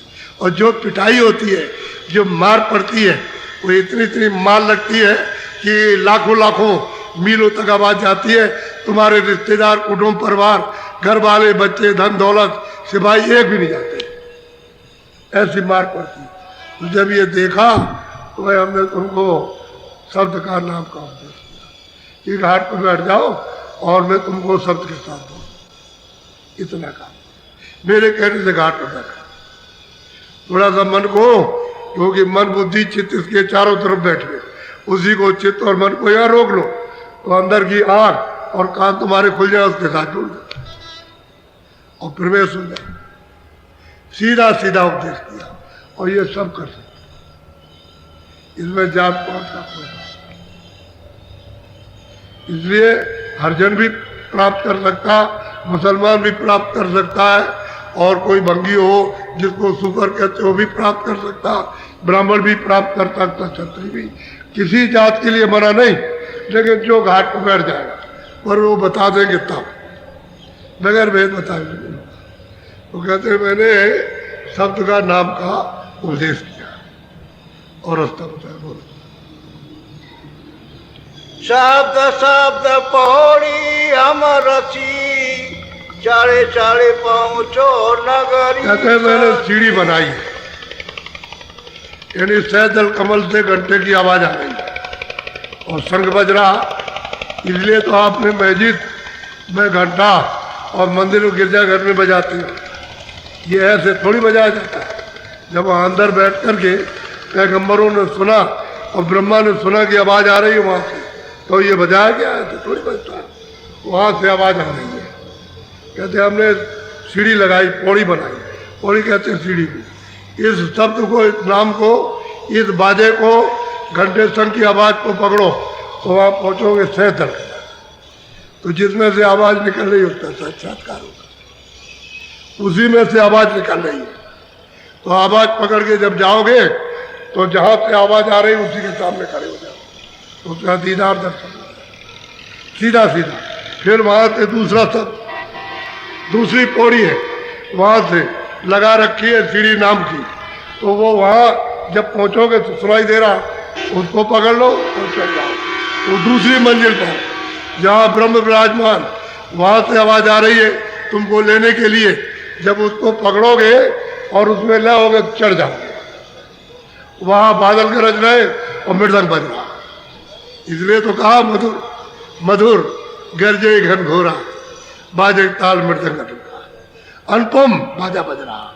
और बादल गरज रहे बड़े सुहावने, आठों पैर, ये बादल आ जाए गरजे ये नहीं, वो आठों पैर और बराबर निरंतर, यानी सुहावनी गर्जन होती रहती है और मृदंग ताल बजती रहती है। उसको पकड़ो तो जिसमें से आवाज निकल रही उसके सामने पहुंचे तो ब्रह्म का। वहां जब पहुंचोगे तो पार ब्रह्म की आवाज आ रही है, उसको पकड़ लो और उसको पकड़ के चढ़ो तो पार ब्रह्म का दर्शन हो जाए। कहते हैं हमने सीढ़ी बना दी, पौड़ी बना दी,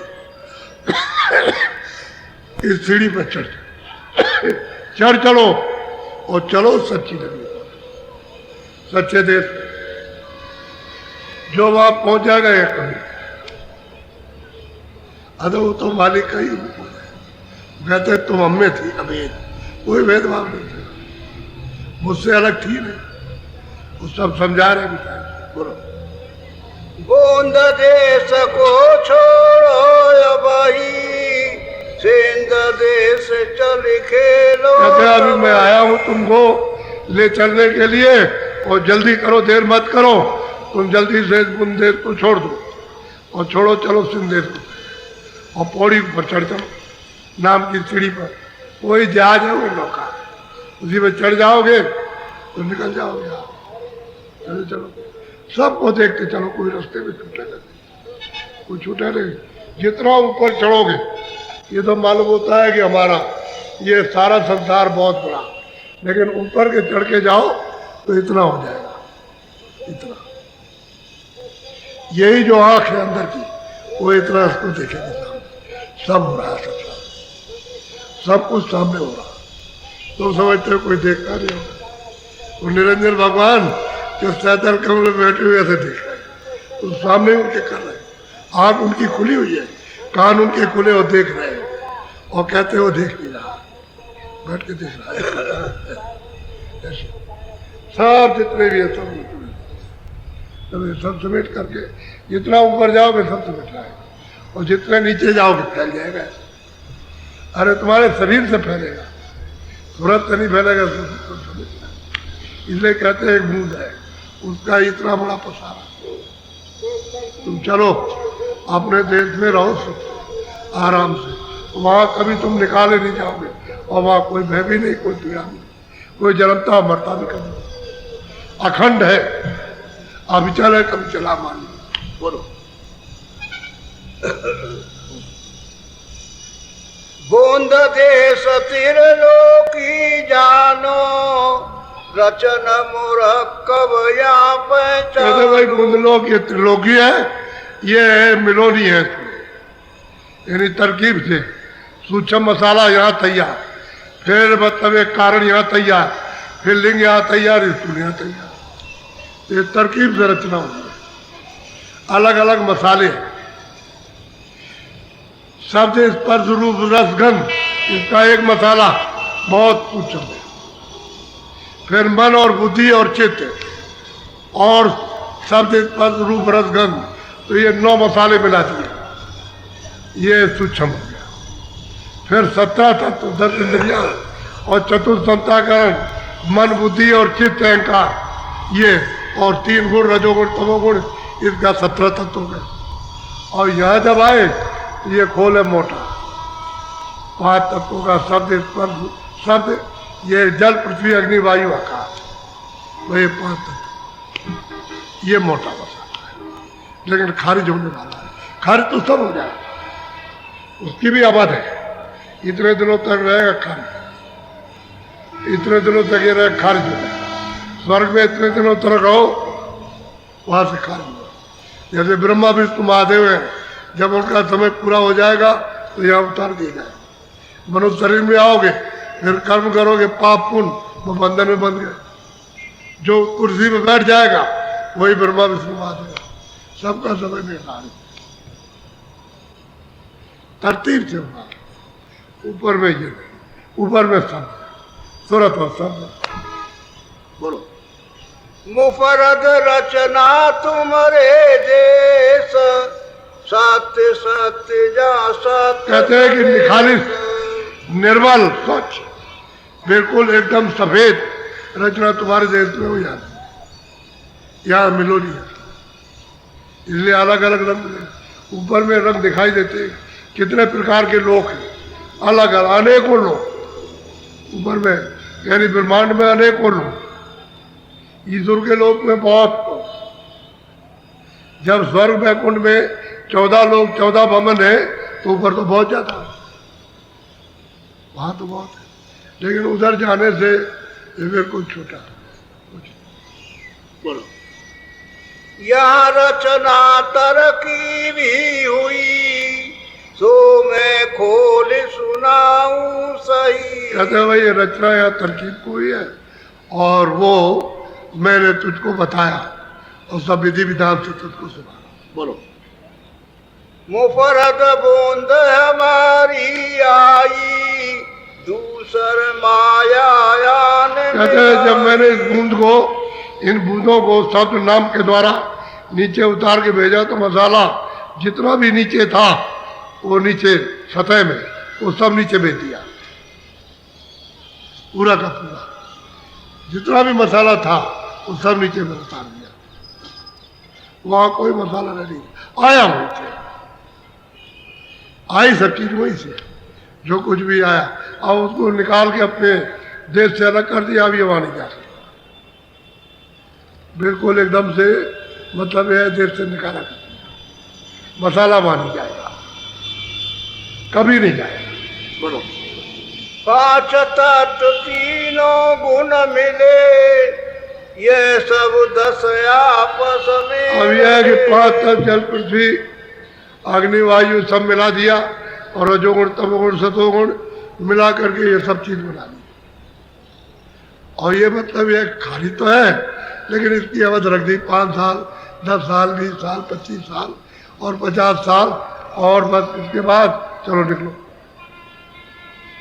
अब ये खारिज इतने से, लेकिन सूरत की वजह से मसाला मिला करके, और सूरज जो चेतन है उसकी वजह से मतलब ये काम हो रहा है।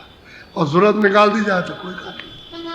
जीवात्मा को, रूह को अलग कर दिया तो आँख वही, कान वही, हाथ पैर वही, कोई काम नहीं।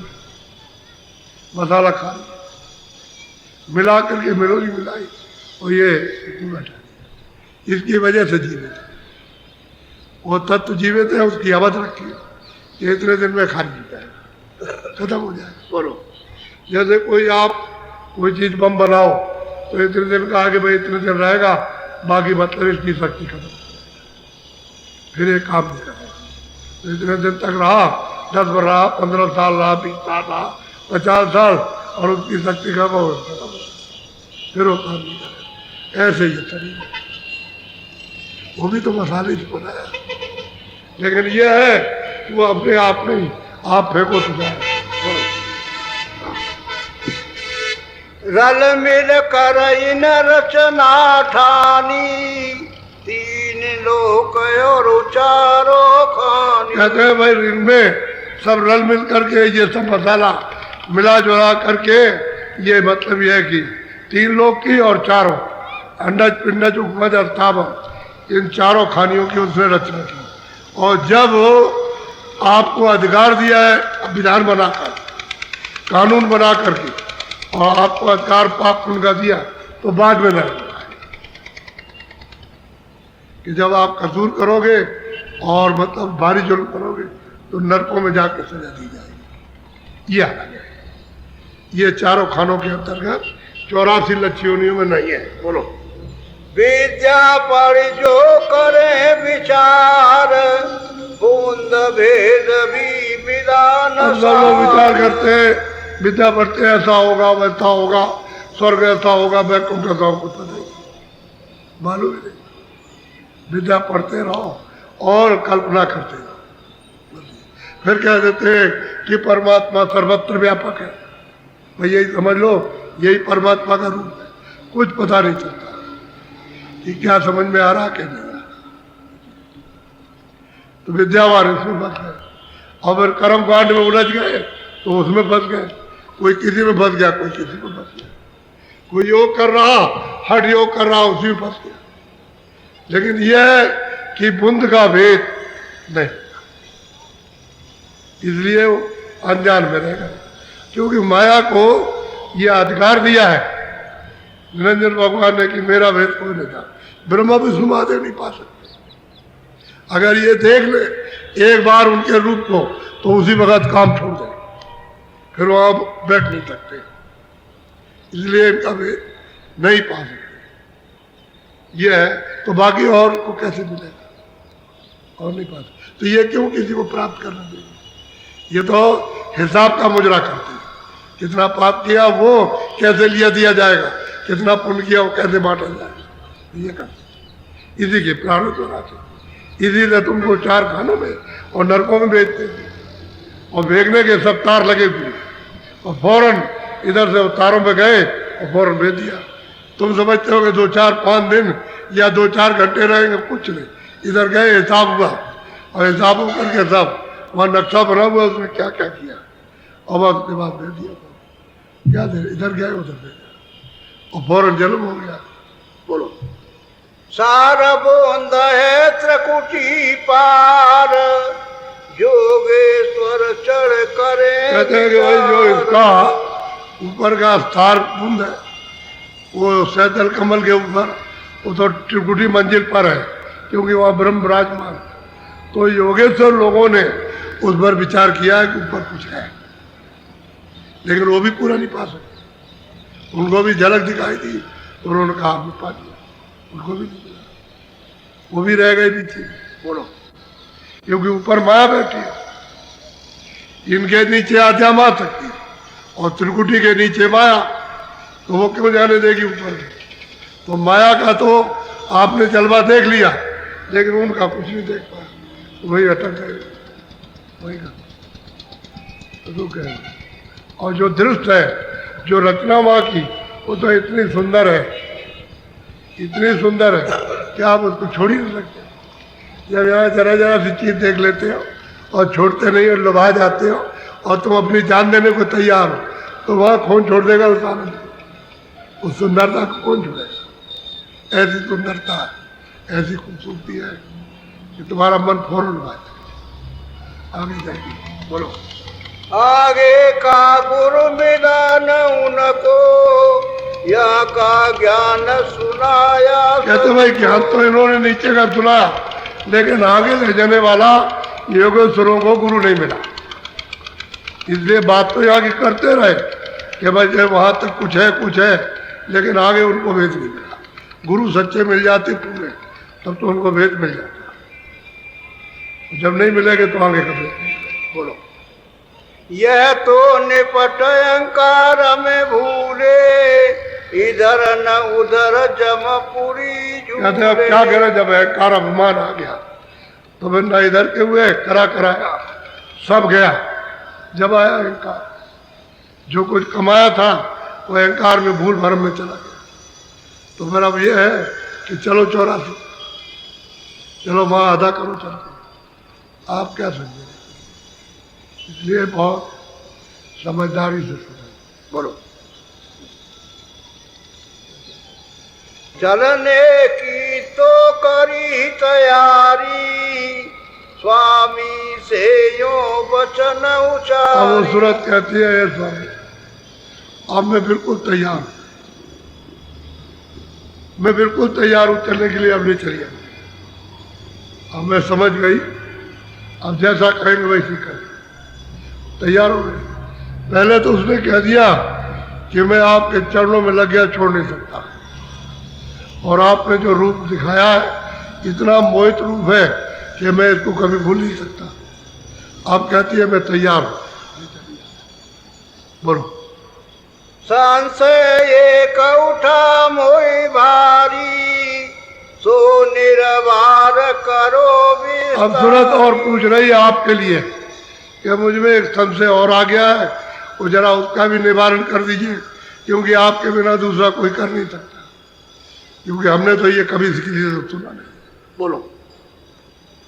सेवा बस तुम काल को सौंप दिया अब मोई, तो अब कौन भरोसा है फिर भी ऐसा कहते हैं स्वामी, जब काल भगवान ने 16 जब पुत्रों ने आपने निकाला तो उन्होंने सेवा आपकी की और सेवा के आप बस हो गए, प्रसन्न हो गए, खुश हो गए, और आप कहते हो कि चलो देश में, और फिर वो सेवा करे तो मुझे फिर सौंप देंगे। तो मुझे ये विश्वास दिलाइए कि फिर तो नहीं सौंपेंगे, कि मुझे फिर दे देंगे, सेवा के बाद फिर हो जाएंगे और फिर मुझको दे देंगे, तो मैं तो वैसे ही पिटती रही। तो जाने न जाने का क्या, ये हमको वचन दीजिए कि फिर ऐसा होगा कि नहीं होगा। बोलो। तब स्वामी हंस कर यूं बोले, कहूँ वचन में तुमसे कहते मैं प्रसन्न हो गया हूँ तुमसे बोलना, बता रहा हूँ तुमने जो प्रश्न किया है बहुत अच्छा किया, उसके मैं बहुत प्रसन्न हो गया। अब मैं तुमको बता देता हूँ। बोलो। जान बूझ हम लीला ठानी, मौज हमारी हुई सुनबानी। अब वो कहते हैं भाई हमने तो जो कुछ भी किया है जान, ये जो हमने अगम लोग, अलग लोग, सतलोक और सतलोक से नीचे का जो विस्तार किया जान से किया, ये हमारी मौत की इच्छा थी, विस्तार करने की इच्छा थी मौत की, इसलिए हमने विस्तार किया, विस्तार किया। बोलो। हाँ। काल रचा हम समझ बूझ के, बिना काल नहीं खोप जी। कहते हैं हमने यहाँ से जो उनको नीचे भेजा है वो समझ बूझ के भेजा है, क्योंकि हम जानते थे कि हमारी ये तपस्या करेगा और हमको ये खुश करेगा, इससे खुश हो जाएंगे, ये हमसे वरदान मांगेगा, ये तो हमको पहले मालूम, हमने भेजा ही, और उसने हमको मांगा, तो मैंने समझ बूझ के किया, ऐसे नहीं किया कि इस तरह से, क्योंकि मुझे तो सब गंदगी उतार के नीचे भेजनी थी, यहाँ भी गंदगी रखने की जरूरत नहीं थी, तो समझ बूझ के और बिना काल के जीव को खौफ नहीं। जब काल सजा देगा तब जीव को खौफ होगा, डर होगा, तो दयाल की खोज करेगा कि निकालो, बचाओ बचाओ बचाओ बचाओ बचाओ। अरे भाई आप उसी के पास पहुंचते हो जिसको ये समझ लेते हो हमारी भी बचत कर देगा, उसी से प्रार्थना करते हो बचाइए बचाइए। तो जब काल का जब भय होगा और सजा मिलेगी और चिल्लाओगे और वो सजा देगा, तो मतलब ये फिर तुम उससे पुकार करोगे, तब तो मतलब ये तो कदर होगी ध्यान की, बिना खौफ के ध्यान की कदर करोगे। तो हमने समझ बूझ के यहाँ से काल को भेजा है और जो सेवा की है और तुमको सुपुर्द किया समझ बूझ के किया, तुमको दिया है समझ बूझ करके दिया था, और ये कहा था कि जिस नाम से तुमको उतार रहे उस नाम को तुम जहां तक जाना वहां पकड़े रहना, छोड़ना नहीं। तो बराबर वहां से उतर करके तुम लाई गई हो तो नाम के द्वारा, और नाम की आवाज देखो यहां तक आ रही है, यहाँ बराबर गुंजारमान है, हर वक्त शब्द बोला, देवमारी आकाशवाणी हो रही है। अब यह है कि उसने अपना विधान बनाकर और कर्म करा करके और तुम्हारे ऊपर में गंदगी लाती, तो तुम्हारी आंख तुम्हारे कान बंद हो गए, बस वो नाम छूट गया और कुछ, अब रास्ता छूट गया और फिर आप भटक गए, अब रास्ता मिलेगा, अब वो जानने वाला मिलेगा तो आपको रास्ता बताए। तो हमने जानबूझ के, हमने ऐसे नहीं, समझ बूझ करके अच्छी तरह से, और उसने जो तपस्या की हो, तपस्या कराई तो समझ बूझ करके कराई है, और उससे खुश हो गया समझ बूझ के, और तुमको दान में दिया तो समझ बूझ करके दिया। और अब कहते हैं कि चलो तुम चलो, वापिस चलो। तो अब तुमको देखा कि तुम बहुत दुखी हो, जुग जुग थे, कभी तुमको चैन अमन नहीं मिला, चलो अब निकल चलो, अब तो रास्ता जारी हो गया, तो क्यों नहीं चलते हो, अब चलो हम ले चले। तो हम चल जाते हैं, ये नहीं है, वो नहीं है, ये हो जाएगा, वो तो हो ही जाएगा, तुम कुछ लेके जाओगे, सोना चांदी जमीन मकान कुछ लेकर जाओगे, ये भी छूट जाएगा। इसी के साथ सब मसाला ये पड़ा है, जो मिट्टी है ये भी मिट्टी है, और इससे जो कुछ जानकारी कर रहे हो सब मिट्टी है, इससे पड़ा रह जाएगा। आपने नहीं देखा, हम लोग उस जमाने बड़े बड़े राजा गढ़ थे, किले, उनको हमने देखा तो बड़ी होकार थी, जो चले गए सब, पता ही नहीं, किले टूट फूट गए, ढह गए, बड़े बड़े पहाड़ों में बने हुए थे, नीचे गिर गए ऐसे, और उनका पता निशान नहीं, कहा क्या मालूम कहा ये हो गया। इसलिए ये सात समान एक भी तुम्हारे साथ जाने वाला नहीं, इधर नहीं छोड़ते। इसलिए वो आए तो चल दो, तुम काम करो, जितनी जरूरत है उतना काम ले लो इस शरीर के लिए, और बाकी तुम अपना क्यों समझते हो, यूँ समझो उसकी दरोबर है। उसने कहा शरीर के लिए ये तुमको देता हूँ, इस शरीर का निर्वाह करना, इसकी हिफाजत करना, तो वो रखो, ये क्यों कहते मेरा, ये मेरा, तुमको दिया किराए पर, वो कहते मेरा, बेईमान हो गए, यानी मतलब ये दगा देने लगे, कहते मेरा, अरे कहते हो मैंने तुमको भजन के लिए दिया, पार होने के लिए दिया, तुम इसमें बैठ करके भजन कर लो, और मेरे मकान को गंदा मत करना, और चलो तुम निकल के चले जाओ, और पहुंच जाओ, मैं आऊं, अपना मकान मांगने के लिए मुझे खुद ही दे दो। तो हम कहते हो नहीं देंगे, अब जबरदस्ती करते, तो मार नहीं लगाएगा। देखो किसी का मकान में कोई चोरी करके आए तो कहेगा भाई मार निकाल दो, नहीं निकालेगा जबरदस्ती कर, पीट के ले जाएगा, मार निकालेगा, और क्या करेंगे। देखो यही हाल तुम्हारे सबके साथ होगा।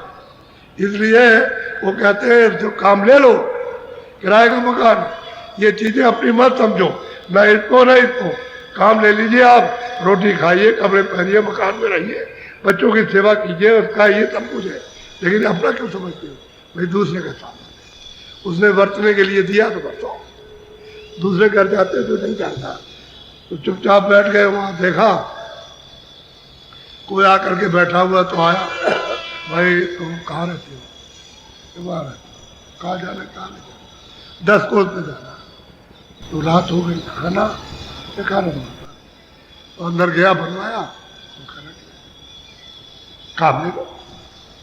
अब जो नहीं जानता था उसने भी तो काम किया कि आपको खाना बना करके खिला दिया, और कहा ये जगह है, तो कोई सामान नहीं है तो दे दिया, वो बिछा दिया, तो सामान से काम ले लो, और जब जाने लगो उसको वही छोड़ दो, ये नहीं उसका लपेट लिया और लपेट के चल दिया। उसको क्यों अपना समझते हो, अरे भाई तुम्हारा तो शरीर का गुजारा हुआ, आपका काम हो गया, अब चले जाओ छोड़कर। ऐसे ही जब वो कहे कि ला हमारे सामने तो कहेंगे,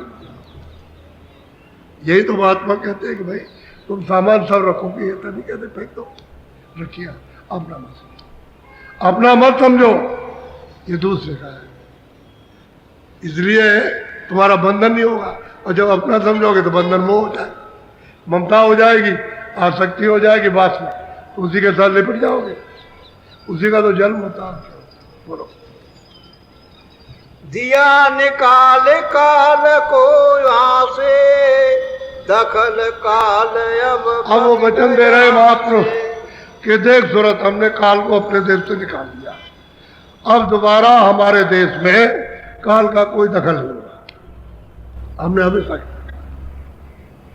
बाहर निकाल दिया, वचन दिया, यह कभी नहीं आएगा, तुम चलो, कोई डर नहीं जाता। पहले तो मतलब नहीं, अब वचन दे रहे उसको, अब वो निकाल दिया हुआ, और सब जानकारी होती है, इसलिए कहते हैं भाई क्या करें, उसके देश में अब तुमने जो कुछ बंधन बना लिया, कर्मों का बोझा लाद लिया, अब देख लो। अब यही है, अब भोगो रो, और जब वो आते आए तो तुम चलने के तैयार नहीं होते हो, फिर बिगड़ते हो, नाराज होते हो, हम नहीं जाएंगे, ये हुआ है, हमारा घर नाश हो जाएगा, परिवार बच्चे नाश हो जाएंगे, ये छूट जाएगा वो। अरे क्या छूटा, तो छूटे ही छूटा। तुम्हारे पीछे वाले सब छोड़ के चले, कोई लेकर के गया, और तुम आए हो, तुम्हारे सामने जा रहे हो। अभी बच्चा है वो कुछ लेके जा रहा, अभी जो जवान मर जाएगा लेके जा रहा, सब ऐसे है। तो इसको सोचो, तुम सोचो, एक बादशाह थे, अपने महल पर ऊपर रात को लेटे थे। एक महात्मा वेश में सफेद कपड़ों में गए, एक फकीर, तो ऊपर घूम रहे तो बादशाह की निगाह खुली तो देखा कि छत के ऊपर में सफेद पोष का कोई आदमी इंसान घूम रहा। पूछा कौन? कहने मैं तुम्हारा मित्र, यहाँ कैसे घूम रहे हो? ऊँट ढूंढो, ऊँट खो गया। कह लगे शाही महल में ऊँट कहाँ से आ जाएगा? कह लगे हमने तो समझा था इधर चला आएगा, इधर आया होगा, उसकी खोज कर रहे, और ये कह करके गायब हो गए। अब ये कौन था, कैसे आया? कहते पहरेदार नीचे, ये नीचे, वो नीचे, इतना बंदर, इतने दरवाजे, यहाँ कैसे आ गया और गायब हो गया? अब वो यही रात भर सोया नहीं, सोचता रहा। सुबह दरबार लगा, बिल्कुल सफेद, तमाम सिपाही खड़े रास्ते में दरबार में, और सबके सामने, और किसी सिपाही ने रोका है। कौन है? कि मैं तुम्हारा मित्र। यहाँ कैसे आए हो? कि मैं यहाँ सराय ढूंढ रहा था, 2-4 दिन मुझको ठहरना है, 2-4 दिन रुकना है, तो सराय की खोज करना। अरे भाई ये तो दरबार है, यहाँ कहाँ से सराय? कहते मैं तो ये समझ रहा था। अच्छा ये बताओ यहाँ पर पहले कौन था? कह लेगा हमारा बाप था। तो किस दिन रहा? 9 बरस। तो कहाँ चला गया? कह लो तो चला गया, वो तो गया, वो तो मौत हो गई। कह लेंगे उसके पहले, कह लेंगे वो 13 साल तक रहा, वो कहाँ चला गया? चला गया। और तुम कितने साल से हो? कह लेंगे मुझे भी 8-9 साल हो गए। अरे बेवकूफ, तू जाने वाला, जब वो चले गए तो ये सराय नहीं है, और तू भी जाने वाला। जब वो छोड़ के ये दरबार चले गए तो तू भी जाना, गायब हो गए, गायब हो गए। अब उसको नींद, अब उसको चैन, घर में गया, खाना नहीं खाया, पूछा कौन आया था, गायब हो गया। वहाँ गायब हो गया, ऊँट ढूंढ रहा था, यहाँ सराय ढूंढ रहा था, वो गायब हो गया। और तेरा बाप चला गया, और तेरा दादा चला गया, तू भी जाने वाला। ये शाही महल और अभी दरबार को छोड़ के चला गया। अब उसी सोच में, उसी विचार में निकल गए, और अपनी बात साथ छोड़, जंगलों में चले चले तो उसको मिले रहते। अरे अरे कहाँ जा रहे हो? उसने पूछा कहाँ जा रहे हो? कह लगे इधर जा रहे हैं। अरे बात साथ छोड़ कर के आए, किसकी तलाश कर रहे हो? अरे ये सराय है, ये वो सराय नहीं है, सराय ये है। किससे जाने वाले हो? तो जाने के पहले जो सच्चा साईं दरबार है, अरे उसकी खोज करो। और गायब हो गए। तो फिर ढूंढने लगा, फिर आगे चला, जंगलों में गया, इधर गया उधर, फिर उसको मिले उसी पोशाक में। अरे तू हमको नहीं देखता कि हम कौन हैं? अरे तू कहाँ जा रहा? बड़ा जोर से आवाज में कहा। जब उसने देखा उनकी तरफ ऐसे करके, तो पहचान गया ये वहां महल पे मिले थे जिन्होंने कहा था कि ऊँट खो गया, तो दरबार मिले जिन्होंने कहा सराय की खोज कर रहे, और वहां आए तो मतलब एक ही, क्या इधर ढूंढ रहा है? और जब पहचान लिया तो करना चाहिए। अरे भाई अब राजभोग भोगो, तब करो तो तब से राज, और राज करो तो सीधा नरक, नरक। और राज तब करो, राज मत करो तो परमात्मा मिलेगा। देखिए गति छोड़ दी, शासन छोड़ दिया, जंगल में भटक रहा, पोशाक गई सादे कपड़ों में, अब घूम रहा जंगल जंगल और मिल गए फकीर किसे, ये चल खुदा के शाही दरबार में चल पहुंचाया तुम, रास्ता बता दिया। और लगा भजन कर, पीछे पीछे पीछे पीछे पीछे पीछे, अब उनको छोड़ा नहीं। जहाँ रात हो जाए चल रहे, रात हो जाए तो भजन करा, जब चले दिन में तो पीछे पीछे पीछे पीछे अपने छोड़े, अब फकीर को छोड़ेंगे, फिर रात हो फिर भजन करा, ऐसे ही करा करू करके और उसको पहुंचा दिया। ये कितने रहमदिल होते हैं, कितने दयावान होते हैं, जीव के साथ कितना काम करते हैं, मेहनत करते हैं। ऐसे ही जब जब महात्मा है तब तक उन्होंने ये काम किया, तब तक ये काम किया। भीखा साहब गोविंद साहब के साथ दिल्ली आए, शाही दरबार में हाजिर करने के लिए उनको ऐलान दिया गया कि दिल्ली आकर दरबार में पेश हो। तो बड़े जिम्मेदार थे, तो भीखा साहब हरवाए थे, उनको ले आए कि चल तुम मेरी सेवा करना।